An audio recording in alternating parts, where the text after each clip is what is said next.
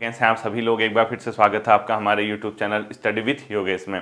आज आपकी video बीपीडीओ RO ARO. देखो मैं आपको एक चीज बता रहा हूँ ना, ये चल रहा है इकोनॉमी सर्वे, ध्यान से सुनना ठीक है।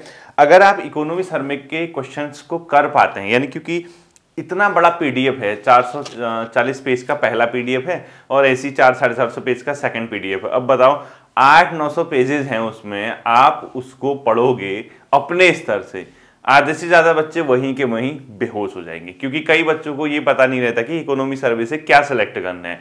पढ़ तो दोगे, पढ़ना कोई बड़ी बात नहीं, लेकिन ये भी तो पता होना चाहिए कि एग्जाम में क्या पूछा जा सकता है। इकोनॉमी सर्वे पढ़ने का मतलब एक बहुत बेहतर लेवल की तैयारी होना। क्यों?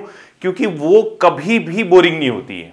जो मैं आपको सच बता रहा हूं, इकोनॉमी सर्वे के क्वेश्चंस कभी बोर नहीं लगेंगे आपको। कोई इतिहास भूगोल नहीं है, वो सरकार का डेटा है, कहां पे क्या प्रोग्राम चल रहे हैं, कहां क्या चीज हो रही है, उसके बारे में एक विवरण है, ठीक है, आर्थिक गतिविधियों का विवरण है। और एक छात्र होने के नाते, एक प्रतियोगी परीक्षार्थी होने के नाते आप लोगों को ये अवश्य पता होना चाहिए कि हम लोगों को आर्थिक सर्वे करना चाहिए। अब ये तो सिर्फ उत्तराखंड का, भारत सरकार का जो पढ़ते होंगे सोचो उनके लिए कितना बड़ा मतलब एक हेक्टिक वाला इकोनॉमी सर्वे आता होगा, इतना बड़ा रहता होगा। ये तो सिर्फ 13 जिलों का विवरण, भारत उत्तराखंड सरकार का विवरण है, इसमें ज्यादा कुछ नहीं होता, ठीक है। तो आर्थिक सर्वे आपको अपने स्तर से नहीं करना है, यहां उसकी क्लासेस मिल जाएंगी। ये सेकंड क्लास है और ये RO ARO BPDO VDO, lower PCS, upper PCS, जितने भी आगे एग्जाम हैं, क्योंकि है तो वन लाइनर। अब पॉलिटी की क्लासेस हैं, ज्योग्राफी की और डीप क्लासेस है, वो अलग चीज है। इसमें हम लोग इकोनॉमी सर्वे अगर कर पाते हैं तो एक बहुत बड़ी कामयाबी आप लोगों को मिलेगी, ये मान के चलना, ठीक है। दूसरी चीज, कल जो वीडियो थी उसमें कमेंट लिख रहा था कि सर पुराने बच्चों को रिप्लाई करते हैं, नए बच्चों को नहीं करते हैं। जिसने भी लिखा था आप सुन पा रहे होंगे। देखिए रिप्लाई करना वो एक सिंगल पर्सन के लिए लगभग नामुमकिन हो गया। क्यों? क्योंकि अगर मैं जो नंबर मैंने आपको दिया था उसमें स्टार्टिंग में नंबर दिया था तो बच्चे कितने थे, 100, 150, 200, 250, 300 बच्चे, वो मैनेज हो जाते थे। आज के दिन अगर मैं आपको वो फोन दूं, आप इतना इरिटेट हो जाओगे, कितनी देर बात कर लोगे आप किसी इंसान से, बताओ। इतना ज्यादा इरिटेट हो जाओगे, आप फोन देखने का मन नहीं करेगा। अगर आप इंटरनेट खोलते हो, लगातार व्हाट्सएप मैसेज आते हैं, यानी आप एक का रिप्लाई करोगे दूसरे का मैसेज आ जाएगा, मतलब कोई चांस नहीं रहता कि रिप्लाई। और ऐसा तो है नहीं कि मुझे ये पता है कि ये मेरा पुराना छात्र है, ये मेरा नया छात्र, उसमें नेम थोड़ा ना लिखे व्हाट्सएप पे किसी के, वो तो आपका नंबर आता है, आपका मैसेज आता है, किसी का दिख गया तो वो रिप्लाई हो पाता है, वरना बहुत हेक्टिक है बच्चों। एक सिंगल पर्सन होने के नाते ये रिप्लाई करना, आपको क्या लग रहा है कि कोई इंसान व्यक्तिगत तौर पे हर किसी को रिप्लाई कर पाता होगा, संभव नहीं होता है, ठीक है। इतनी बड़ी कम्युनिटी जब आपके पास है तो आप कई चीजें आपको अपने स्तर से मैनेज करनी होंगी। वीडियोस के माध्यम से कॉमन मैसेज आपको मिलता है, कॉमन क्लासेस मिलती हैं, वहीं आपको सबको समझा जा सकता है। बहुत रेयर से रेयर केस होता है तो कभी कभी कॉल वगैरह आती है तो उसको मैं पिक कर पाता हूं, अन्यथा बच्चों संभव नहीं है, आप खुद भी जानते होंगे।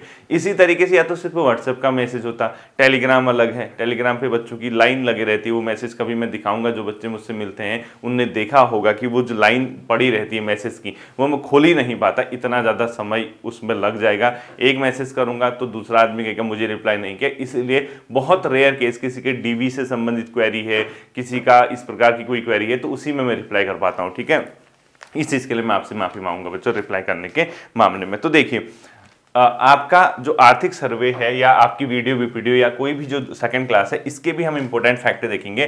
पहला फैक्टर, ठीक है, देखना लिखना आप लोग, जल जीवन मिशन जो आपको भारत सरकार की एक योजना है, इसको कब पूरा करने का लक्ष्य 2024 से तो पढ़ना ही, ठीक है, ये तो छोड़ दो। यहाँ पे क्वेश्चन लिखो, देखो नमामि गंगा जो योजना है मतलब भारत सरकार की, उसके अंतर्गत एक सीवेज प्लांट बनाया गया बच्चों, ठीक है, यानी कहीं ना कहीं सीवरेज ट्रीटमेंट प्लांट बनाया गया है।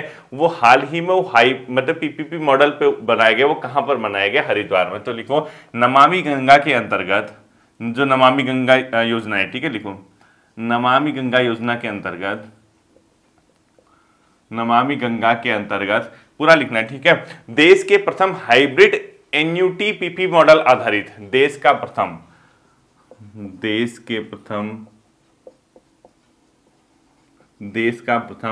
हाइब्रिड लिखना है, ठीक है। क्या लिखोगे? देश का प्रथम हाइब्रिड एनयूटी पीपीपी मॉडल पर आधारित, हाइब्रिड एनयूटी पीपीपी मॉडल में पब्लिक प्राइवेट पार्टनरशिप, ठीक है, इसमें सरकारी और प्राइवेट सेक्टर की ओर से होता हो। तो नमामि गंगा योजना के अंतर्गत देश का प्रथम हाइब्रिड एनयूटी पीपीपी मॉडल आधारित सीवरेज ट्रीटमेंट प्लांट कहां पर बनाया गया, ठीक है। पीपीपी मॉडल आधारित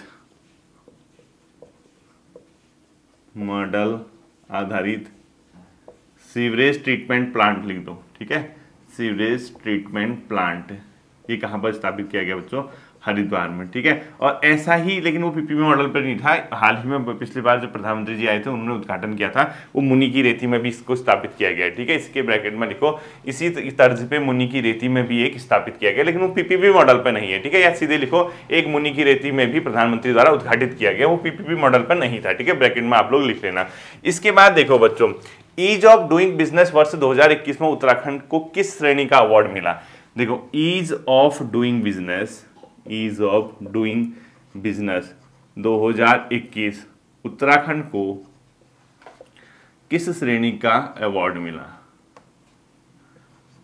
किस श्रेणी का अवार्ड मिला, ठीक है। ये बोलते हैं अचीवर्स श्रेणी, यानी जो अचीव करता है किसी चीज को उस श्रेणी पे मिला है, यानी इसको लिखो अचीवर्स श्रेणी, ठीक है। किस श्रेणी का अवार्ड मिला?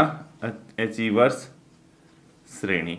यानी इसका क्या मतलब है? ईज ऑफ डूइंग बिजनेस मतलब व्यापार करने में कितनी आसानी, कितनी सुगमता है, कितनी आसानी से हम व्यापार कर सकते हैं, सरकार के द्वारा क्या क्या वहां पे चीजें प्रोवाइड की जा रही हैं, कोई बहुत बड़ी बाध्यता तो नहीं है, मतलब दिक्कत तो नहीं आती है, यानी कुछ रिस्ट्रिक्शंस तो नहीं है गवर्नमेंट के। तो ईज ऑफ डूइंग बिजनेस के कुछ मानक होते हैं, तो उत्तराखंड को अचीवर्स श्रेणी में उसका क्या मिला है? अवार्ड मिला है, ठीक है। अगला लिखो, नीति आयोग द्वारा एक्सपर्ट प्रिपेयर्डनेस इंडेक्स में हिमालयी राज्य में उत्तराखंड को कौन सा स्थान मिला, ठीक है। लिखो, नीति आयोग द्वारा जारी,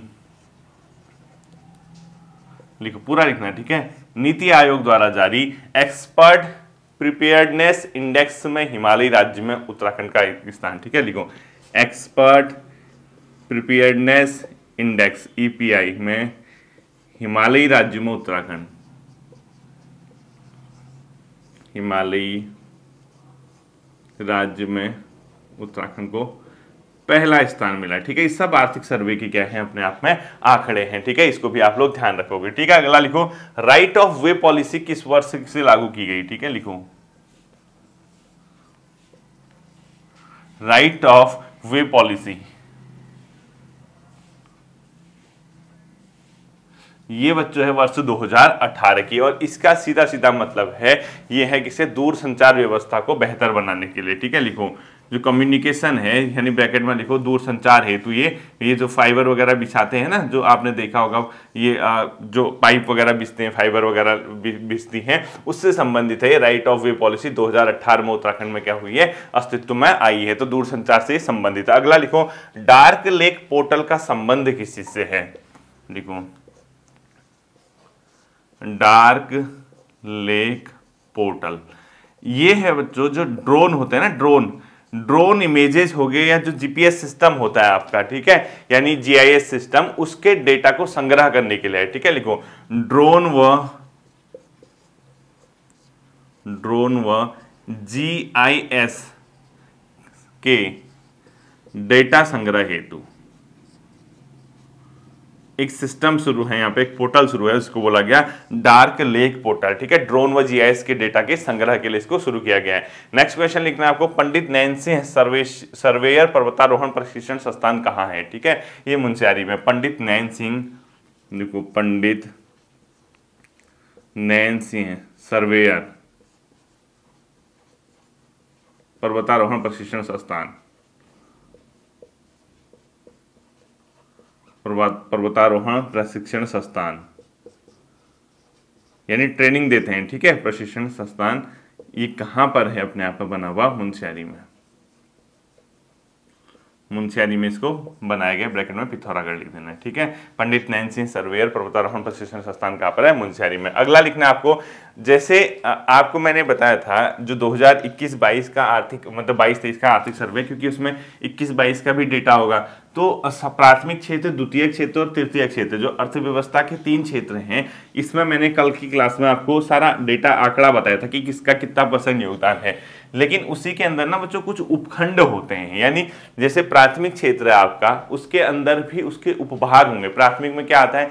जहां पर आर्थिक गतिविधियां डायरेक्टली प्रकृति से संबंधित चीजों के साथ होती है, जैसे आपका कृषि है, पशुपालन है, मत्स्य पालन है, मुर्गी पालन है, या खनन वगैरह, इस टाइप की चीज, यानी प्राकृतिक क्रियाकलापों में, जहां पे यानी आप आर्थिक गतिविधियां प्रकृति के से साथ संबंधित जो क्रियाकलाप होते हैं वहां पे करते हैं।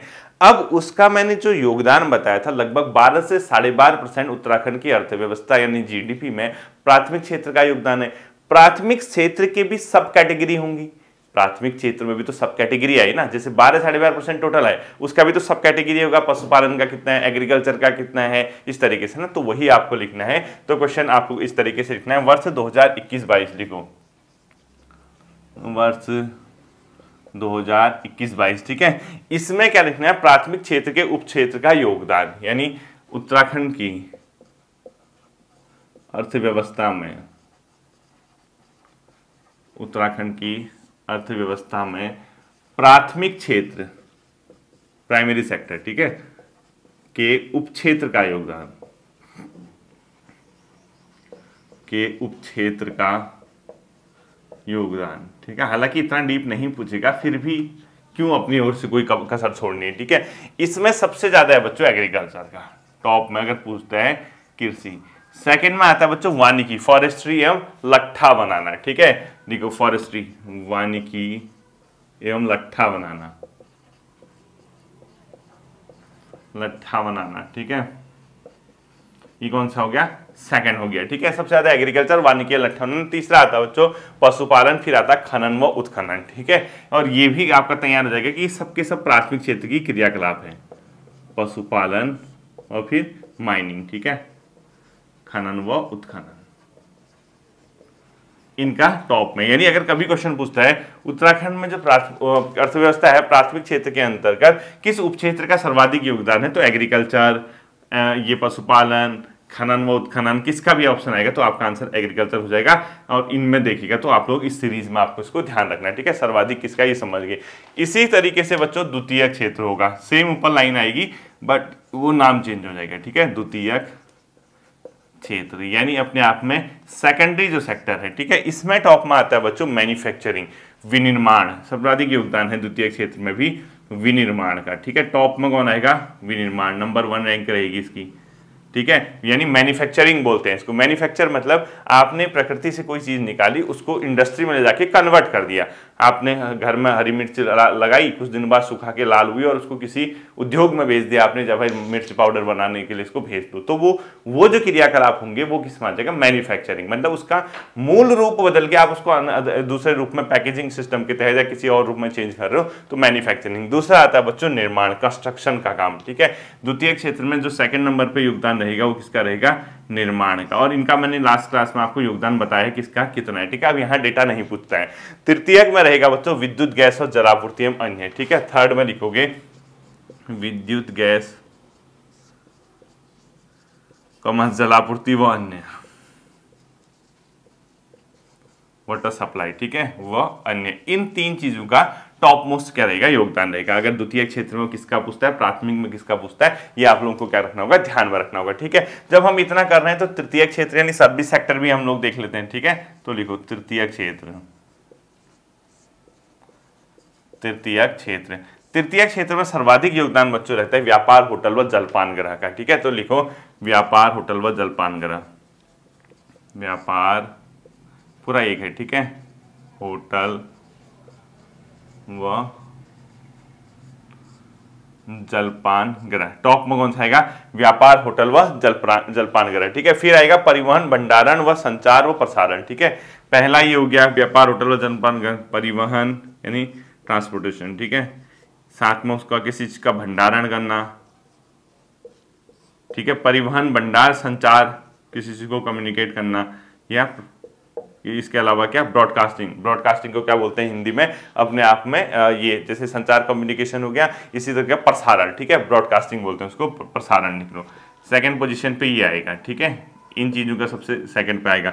इसी तरीके से तीसरी जो चीज आएगी बच्चों वो आएगी अपने आप में क्या, रियल एस्टेट वगैरह से संबंधित, यानी रियल एस्टेट, आवास का स्वामित्व, व्यावसायिक सेवाएं, ठीक है। तो थर्ड लिखो, थर्ड हो गया, ठीक है, ये सेकंड हो गया। अब यहाँ लिख देता हूँ, लिखो रियल एस्टेट, लिखो रियल एस्टेट, ठीक है। वो ये आवास स्वामित्व, आवास स्वामित्व, ठीक है, यानी आवास का स्वामित्व ये रियल एस्टेट और आवास का स्वामित्व किसमें आएगा आपका थर्ड मतलब लास्ट वाले में आएगा। और व्यावसायिक सेवाएं लिख लो, ठीक है, इसके साथ व्यावसायिक सेवाएं लिख लो, व्यावसायिक सेवाएं, ठीक है, ये आता है आपका। ये 3 काफी है आपके, अगर आप ध्यान रखोगे। वैसे आएगा नहीं क्वेश्चन आपका, तो डायरेक्ट पूछता है कि प्राथमिक क्षेत्र में किसका योगदान सर्वाधिक, मतलब प्राथमिक की इनमें अर्थव्यवस्था में कौन सी क्षेत्र का योगदान कितना रहा, ये आपके लिए ज्यादा क्या है इंपॉर्टेंट है। जैसे ही आप इस चीज को तैयार करोगे, इसके बाद नेक्स्ट लिखना है आपको बच्चों 2021-22 में पर कैपिटा जो इनकम है उसका अनुमान कितना है, 2,05,840 अनुमानित है, ठीक है। लिखो 2021-22 हेतु 2021-22 हेतु प्रति व्यक्ति आय पर कैपिटा इनकम ये कितनी अनुमानित की गई है। जैसे 23-24 वाला जो 2,33,000 है वो अलग चीज है, वो तो क्या है कि वो इतनी हो गई है, लेकिन जो 2021-22 में जो अनुमानित की गई थी वो की गई थी कितनी, 2,05,000 अपने आप में 840, ठीक है। लिखो 2,05,840 रुपए, ठीक है। ये अब 2,33,000 वाला कौन सा है, नेक्स्ट के लिए है जो अब आएगा, ठीक है। ये पुराना वाला है 2 लाख अपने आप में 5,840। इसके बाद आता है बच्चों 22-23 में राज्य की आय का अनुमान, यानी ये मोस्ट इंपोर्टेंट क्वेश्चन है, यूपीपीएससी ने पहले पूछ दिया है। अब देखो राज्य की आय, हमारे स्टेट को इनकम कहाँ से हो रही है, यानी राज्य की आय जो होती है वो मेन जो चीज हमारे पास है वो कौन कौन से हैं, ठीक है। तो नेक्स्ट क्वेश्चन लिखना है आपको, इसका डेटा भी याद रखना है, ठीक है। 2022-23 तो राज्य की आय का जो अनुमान लगाया गया, तो लिखो 2022-23 हेतु राज्य की आय का अनुमान, ठीक है। सर्वाधिक जो राज्य को आय प्राप्त हो रही है, यानी राज्य की आय का अनुमान है, वो है टैक्स बच्चों, ठीक है। टैक्स का मतलब सिर्फ डायरेक्ट टैक्स न होके डायरेक्ट प्लस इनडायरेक्ट, यानी प्रत्यक्ष व अप्रत्यक्ष कर, ठीक है। लिखो डायरेक्ट प्लस इनडायरेक्ट, ठीक है, यानी प्रत्यक्ष व प्रत्यक्ष कर से लगभग 48% आपकी राज्य को क्या होती है, आय होती है, ठीक है। इसके बाद आता है बच्चों टैक्सेस के बाद केंद्रीय अनुदान लगभग 42.75%, ठीक है। इसको 48.08 कर दो, 0.8%। दूसरा लिखो केंद्रीय अनुदान 42.75, यानी सेंट्रल गवर्नमेंट से जो उत्तराखंड सरकार को क्या मिलता है, अनुदान मिलता है, ठीक है, ग्रांट मिलता है। केंद्रीय अनुदान ये कितना है अपने आप में, लगभग 42.07%, 75%, ठीक है। तो केंद्रीय अनुदान कितना लिखोगे, 42.75%, ठीक है। ये कितना केंद्रीय अनुदान के रूप में उत्तराखंड सरकार को प्राप्त हो रहा है। और इसके बाद होता है तो अन्य राजस्व प्राप्तियां जो कि 5.79% है, ठीक है। अन्य राजस्व प्राप्तियां लिखो, अन्य राजस्व प्राप्तियां 5.79%।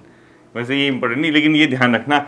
अब देखो अगर खाली क्वेश्चन ये आएगा उत्तराखंड की राज्य को किससे सर्वाधिक आय हो रही है, अगर टैक्स के अंदर प्रत्यक्ष कर लिख दिया तब आपका ये आंसर हो जाएगा। लेकिन अगर इन दोनों को इंक्लूड करोगे, पर टैक्स भी 2 प्रकार के होते हैं, डायरेक्ट और इनडायरेक्ट, आपको पता होगा। इन दोनों को अगर आप इंक्लूड करोगे तो फिर आपका आंसर ये हो जाएगा। इसको भी आप लोग क्या रखोगे, ध्यान में रखोगे, ठीक है। अब देखो विभिन्न फसलों के अंतर्गत जो क्षेत्र है, यानी हमारे उत्तराखंड में जो विभिन्न फसलों के अंतर्गत क्षेत्र है वो देखना है। लिखो वर्ष, क्योंकि आंकड़ा पुराना होता है, ठीक है। 2020-21 के अनुसार विभिन्न फसलों, ये कभी भूलता भी नहीं आदमी, पता है, ये ऐसे क्वेश्चन होते हैं और इनको पढ़ने में मजा भी आता है। विभिन्न फसलों के अंतर्गत क्षेत्र, ठीक है, यानी सबसे ज्यादा क्षेत्र किसके अंदर है, ध्यान रखना, गेहूं के अंदर। अगर तो क्वेश्चन आता है राज्य की खाद्य में सबसे महत्वपूर्ण खाद्य कौन सा है, तो अब गेहूं हो जाएगा, ठीक है। लगभग 30% गेहूं अपने आप में टोटल क्षेत्रफल का 30% भाग पे गेहूं का उत्पादन यहाँ पर किया जाता है, ठीक है। इसके अलावा धान आता है 26% पे, गन्ना आता है 9% पे, ठीक है। धान लिखो, धान मतलब जो चावल वगैरह बनता है, ठीक है, 26%। गन्ना लिखो, मतलब जो फसल उत्पन्न होते हैं 0%, 9%। और मंडुवा लिखो 0.8%, ठीक है। यानी 8% आपका क्या हो रहा, मंडुवा हो रहा, गन्ना आपका 9% के भाग पर, धान अपना ही गेहूं, ठीक है। बाकी तो चलता रहेगा। टॉप 4 पढ़ना है आपको। तो अगर कभी आप क्वेश्चन पूछते हैं कि उत्तराखंड में मुख्य खाद्य क्या होगी, है मुख्य फसल गेहूं होगी, क्योंकि 30% भाग पे गेहूं का क्या हो रहा है यहाँ पे, टोटल जो हमारी एग्रीकल्चर लैंड है उसका 30% भाग पे गेहूं का उत्पादन होता है, ठीक है। अब लिखना है प्रति हेक्टेयर खाद्यान्न उत्पादन कितना है। लिखो वर्ष 2021-22 के अंतर्गत प्रति हेक्टेयर खाद्यान्न उत्पादन लिखो। देखो आपको जैसे ये लिखना, अब क्या करना है, प्रति हेक्टेयर यहां पर कितना खाद्यान्न उत्पादन होता है, ठीक है। लिखो 2021-22 के अनुसार प्रति हेक्टेयर खाद्यान्न उत्पादन, 2021-22 के अनुसार प्रति हेक्टेयर खाद्यान्न। अब देखो सपोज करो आपका ये क्वेश्चन आ गया, ठीक है, मतलब ये बहुत बेसिक चीजें होती हैं। अगर इस टाइप से अगर क्वेश्चन आ गया तो आपकी आत्मा कहां पहुंच जाएगी, खुद सोचो।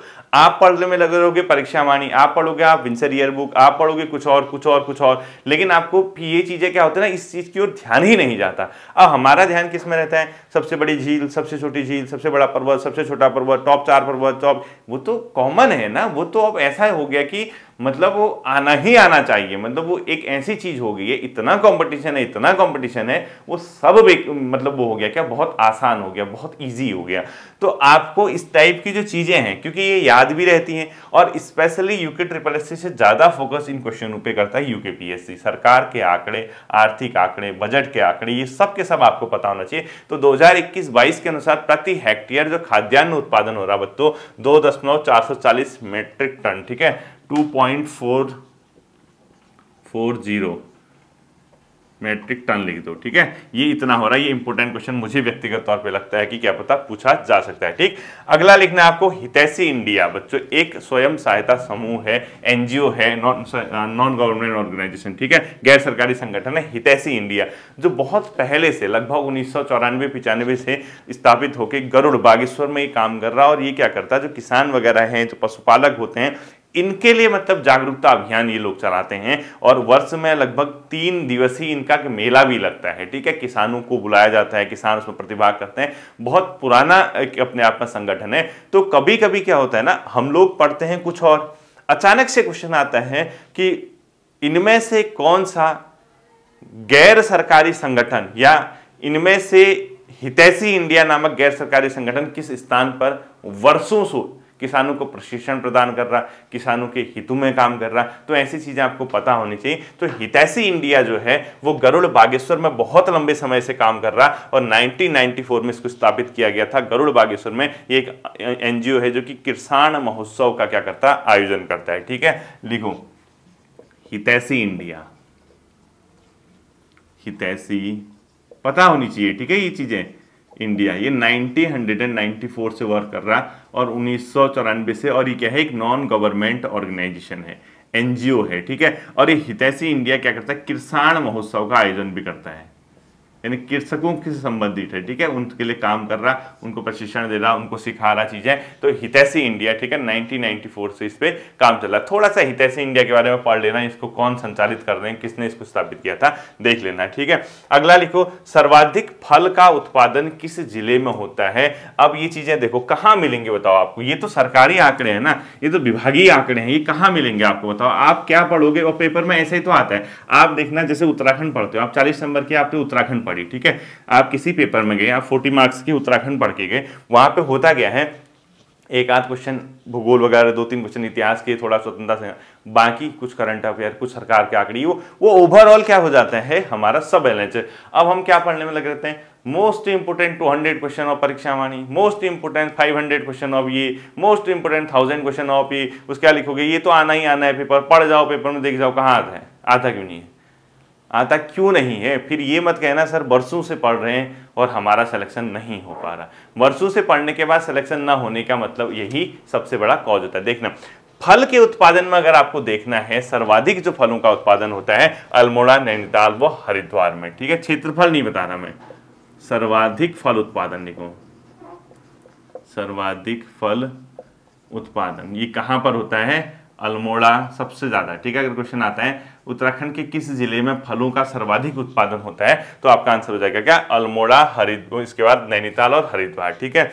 इसीलिए कभी देखना जैसे आप लोग वहां की ओर जाओगे, हल्द्वानी की ओर, एक चीज नोट करना, वहां पर देहरादून और इन जगहों के कंपैरिजन में फल वगैरह और सब्जियां वगैरह थोड़ा सस्ती रहती हैं, ठीक है, क्योंकि नैनीताल, रामगढ़, मुक्तेश्वर इन इलाकों में फलों का बहुत उत्पादन होता है, सेब भी मिलेगा आपको वहाँ लोकल का, ठीक है। अल्मोड़ा में भी इस टाइप की चीज़ें उत्पादित होती हैं। तो ये काफ़ी मतलब अपने आप पे ध्यान देने योग्य क्वेश्चन है, ठीक है। इसके बाद जैसे आपने फलों का उत्पादन लिखा, सेकेंड जो आपका आएगा सर्वाधिक, आप क्या लिखोगे, सब्जी उत्पादक, यानी US नगर, हरिद्वार, पिथौरागढ़, देहरादून, ठीक है। लिखो सर्वाधिक सब्जी,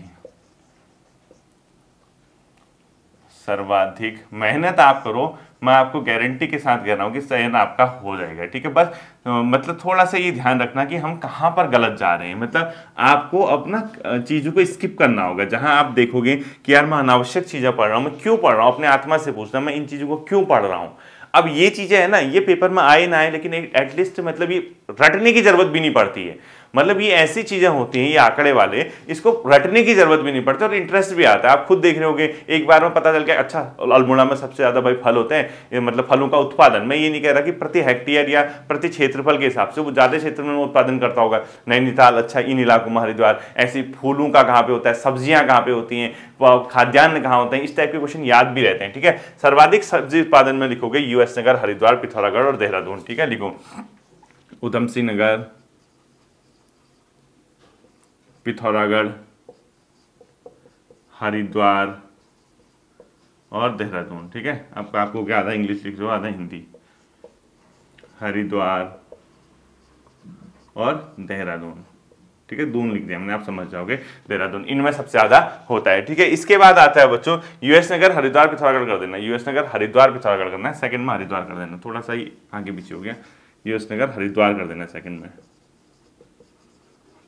हरिद्वार, फिर करना पिथौरागढ़, फिर करना देहरादून, ठीक है। ये हो गया। इसके बाद तीसरा आता है बच्चों मसाला उत्पादन, ठीक है। लिखो मसाले में बेसिकली क्या बताया था मैंने कल, अदरक, हल्दी, लहसुन, ये सब चीज, ठीक है। मसाले में टिहरी, हरिद्वार और यूएस नगर टॉप है, ठीक है। लिखो टिहरी, हरिद्वार और यूएस नगर, हरिद्वार और उधम सिंह नगर, लिखो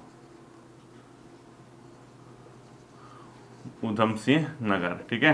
यहां पर क्या होता है बच्चों, मसाले का उत्पादन अच्छा खासा होता है, ठीक है। इसके बाद फूल लिखो, पुष्प, हरिद्वार, यूएस नगर और देहरादून, पुष्प भी लिखो, हरिद्वार, यूएस नगर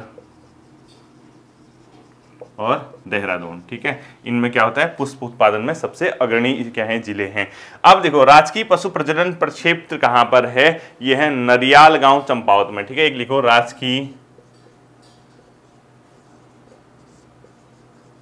राजकीय पशु प्रजनन प्रक्षेत्र,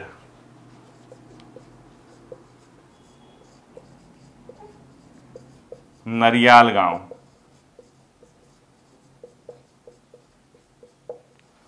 नरियाल गांव, और ये कहां पे पड़ता है, चंपावत में, ठीक है, चंपावत में पड़ता है। ये था आपका आर्थिक सर्वे का सेकंड डे, ठीक है। क्योंकि इसमें इसलिए आपको छोटी क्लासेस लग रही होंगी, इसमें सेलेक्ट करने में बहुत टाइम लगता है। आपके पास भी हालांकि मैं मानता हूँ पीडीएफ वगैरह होगी, लेकिन आप एक बार पढ़ना, आपको पता चल जाएगा, समझ नहीं आएगा पढ़ना कहाँ से क्या पढ़ना है, ठीक है। बहुत लेंथी चीज होती है। ये आपका था सेकंड डे का आर्थिक सर्वे। अगर आप इस चीज को 3-4, क्योंकि मान के चलो 5-6 क्लासेस तो रहती हैं बच्चों, ठीक है, और 5-6 क्लासेस में 3-4 क्वेश्चन तो बनने चाहिए, और बनते भी आए हैं। आपने यूकेपीएससी के पुराने पेपर देख लिए होंगे, जो अभी पुलिस कांस्टेबल का हुआ, पटवारी का हुआ, खनिज सहायक का हुआ, वो जो क्वेश्चन थे ना, मत्स्य उत्पादन में ये इस वर्ष कितना रहा, ये रहा, वो इसीलिए पूछे जाते हैं क्वेश्चन। वो आपको पता नहीं चल पाता कि क्वेश्चन कहाँ से आ रहे हैं ना, वो सब सरकार के आंकड़े होते हैं। आर्थिक सर्वे जो रुपए है अभी पूरे मार्केट में, आप लोग उसको अच्छे से क्या करेंगे, तैयार करेंगे, ठीक है। उम्मीद करता हूँ ये चीज़ें आपके समझ आई होंगी। फिर मिलते हैं अगले सेशन पर, अपना ध्यान रखिएगा। Thank you.